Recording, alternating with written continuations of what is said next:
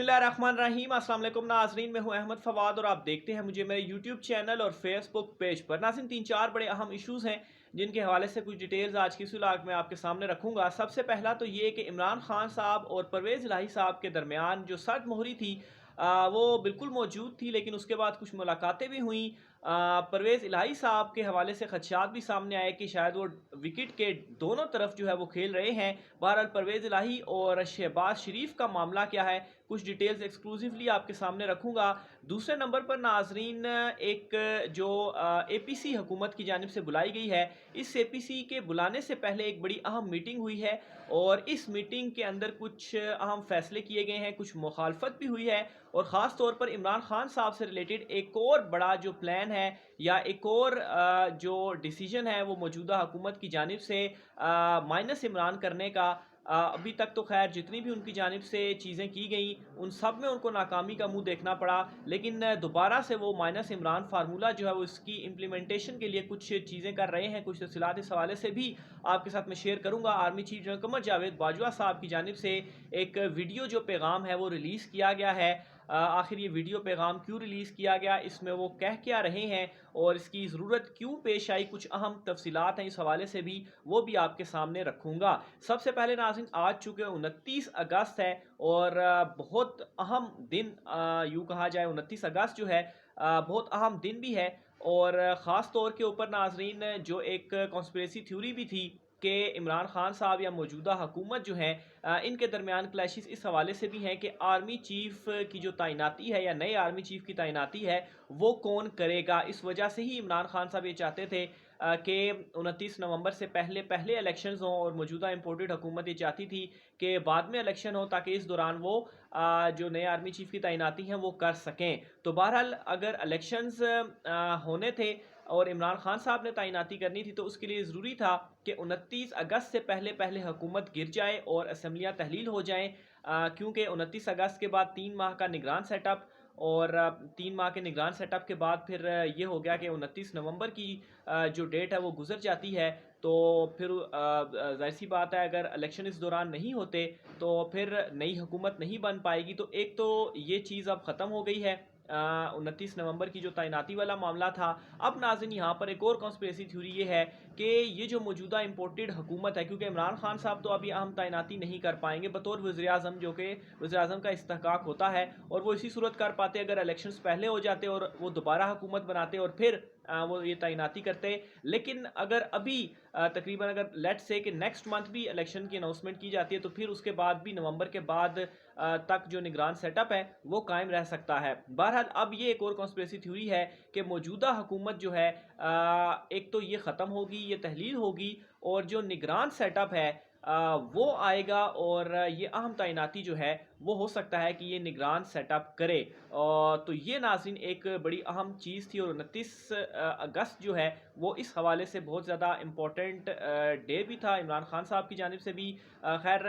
अभी तो इस हवाले से ज़्यादा जोर भी नहीं लगाया गया। एक व्लॉग में पहले भी बता चुका हूँ कि अब इमरान खान साहब को जो है वो ये एक मीटिंग भी हुई और उसमें भी ये मैसेज कन्वे किया गया कि इससे कोई ज़्यादा फ़र्क नहीं पड़ता, आप करें वो करें, बेशक इलेक्शन बाद में हो जाएं। तो इस वजह से भी इमरान खान साहब अब इस साइड पर ज़्यादा जोर नहीं लगा रहे थे, जो कि इम्पोर्टेड हुकूमत जो है उसको इस हवाले से काफ़ी ज़्यादा परेशानी थी कि इमरान खान साहब अब इलेक्शन के लिए 29 नवंबर से पहले पहले इलेक्शन के लिए उस तरह से ज़ोर नहीं लगा रहे। तो बहरहाल एक तो 10 सितंबर की फवाद चौधरी साहब भी कह चुके हैं कि हुकूमत का खात्मा होगा और अगर इस तरीके से होता है तो 10 सितंबर के बाद जो निगरान सेटअप की बाज़गश्त वैसे भी एक मरतबा फिर से आ चुकी है। तो फिर उस सूरत में ये होगा कि 3 महीने का अगर नवंबर में जो असम्बलियाँ हैं वो ख़त्म होती हैं तो 3 महीने का जो निगरान सेटअप और फिर आर्मी चीफ की तैनाती भी इसी सेटअप के दौरान जो है वो की जाएगी। तो ये एक जो कॉन्स्पिरेसी थ्योरी है वो मौजूद है और इसी वजह से आज जो 29 अगस्त का दिन है वो बहुत ज़्यादा इंपॉर्टेंट, जो 29 अगस्त की जो डेट थी वो बहुत ज़्यादा इंपॉर्टेंट थी। दूसरी साइड पर नाज़रीन अगर आपको बताऊँ तो परवेज़ इलाही साहब जो हैं, एक तो सत मोहरी उनकी मौजूद भी थी लेकिन मोनस इलाही साहब की वजह से जो क्लैशेस थे या जो मामलात थे वो दोनों साइड से इमरान खान साहब और परवेज़ इलाही साहब के दरमियान वो किसी तरीके से जोड़े रखे हुए थे। लेकिन अब नाज़रीन इत्तलात ये आ रही हैं कि जो एपीसी हुकूमत की जानिब से बुलाई गई है उस एपीसी में गालबन जो सर्विसेज चीफ्स हैं वो भी मौजूद होंगे और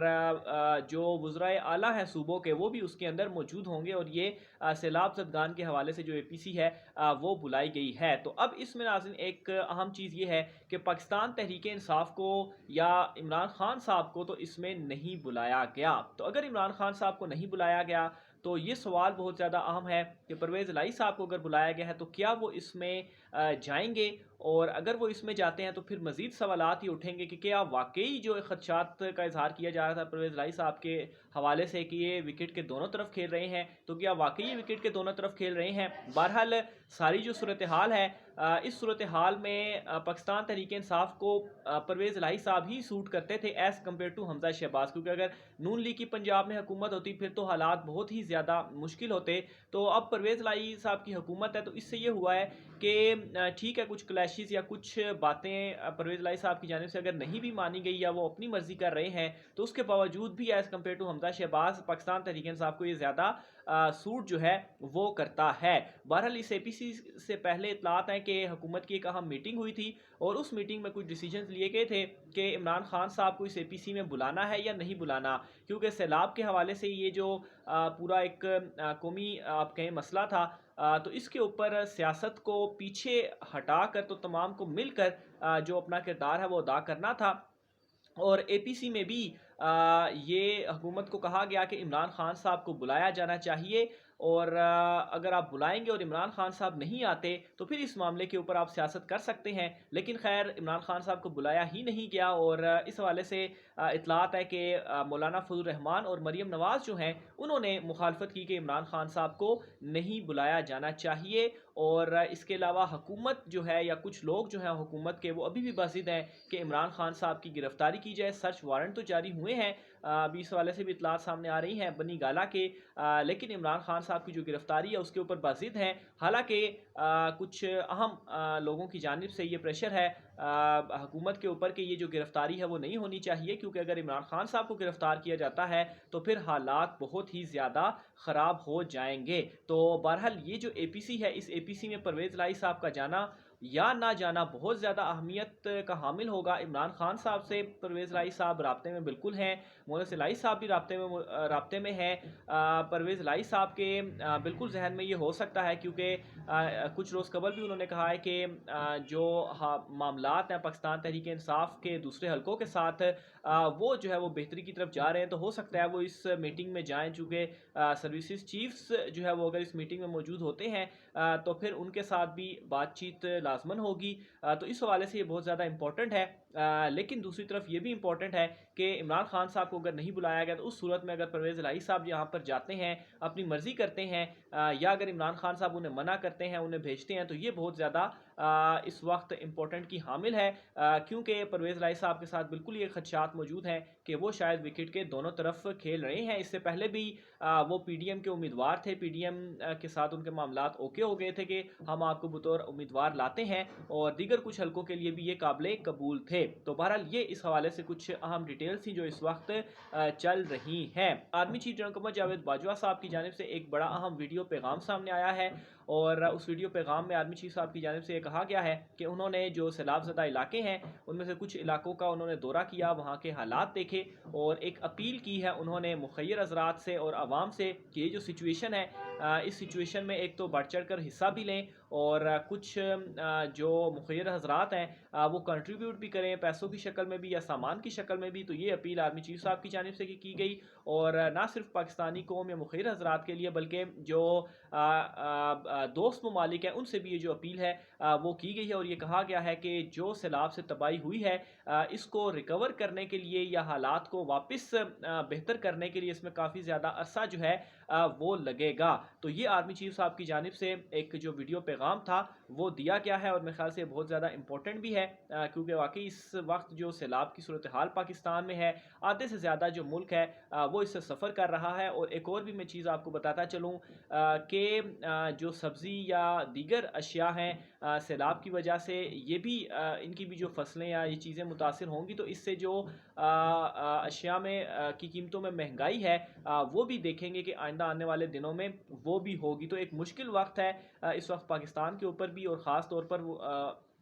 जो सैलाब ज़दगान है जो इससे अफ़ेक्ट हुए हैं, जिनके घर टूट गए, जिनको जो है वो माली नुकसान हुआ और जो जानी नुकसान हुआ उसका कोई मुदावा तो नहीं हो सकता, लेकिन उनके साथ जिस तरीके से अपील भी की गई, तो उनकी जो हेल्प आउट है इस वक्त वो लाजमी करनी चाहिए। और जो हमारे मुखिर हजरात हैं ख़ास तौर पर, उनसे अपील भी की गई है, तो वो इसमें जो बढ़ चढ़ का हिस्सा है वो भी लें। आखिर में शहबाज गिल साहब के हवाले से कुछ डिटेल्स बताता चलूँ, तो उनका जो केस है, अभी जब मैं वीलॉग रिकॉर्ड कर रहा हूँ तो अदालत में उसकी समाअत इस वक्त जारी है। बहरहाल शहबाज गिल साहब माफ़ी मांगने के ऊपर तैयार हैं। उन्होंने कहा है कि खैर उनका कोई मकसद तो नहीं था कि वो जो एक तासुर लिया गया, बहरहाल उसके बावजूद भी अगर कुछ इस तरीके से एक तासुर लिया गया है तो चलें वो माफ़ी मांगने के लिए भी तैयार हैं। तो अदालत को ये कन्वे कर दिया गया है। बहरहाल दलाइल इस वक्त जारी थे, तो मज़ीद इस हवाले से भी जो डिटेल्स होंगी इंशाल्लाह नेक्स्ट वीलॉग में आपके साथ शेयर करूँगा। राय का इज़हार कमेंट बॉक्स में कीजिएगा। मुझे इजाज़त दीजिए। अल्लाह हाफ़िज़।